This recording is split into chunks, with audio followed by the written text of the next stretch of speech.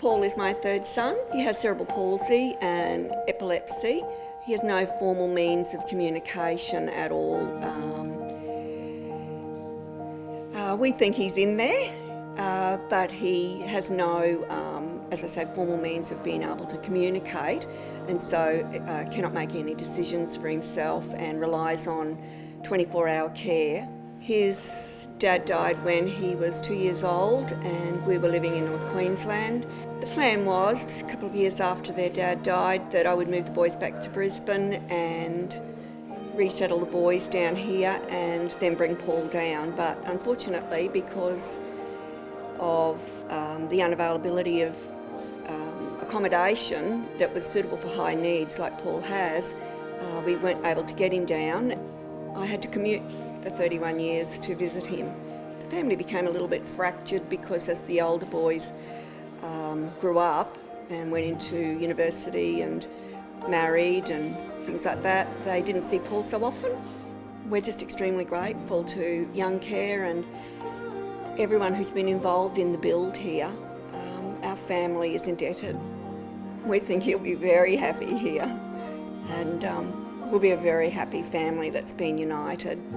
Today in my speech, I reflected on something that happened to me about 10 months ago when I was at a YoungCare event, and I actually welcomed some of the YoungCare residents. And during that time afterwards, one of our residents came up and said, "Thank you for welcoming us, but I just want to say this to you. Wouldn't it be wonderful if you felt that you didn't need to welcome us at an event?" And in her own way, what she was saying, and what this Wooloowin Stage 2 is about young people just living an ordinary life. I'm a scientist, and I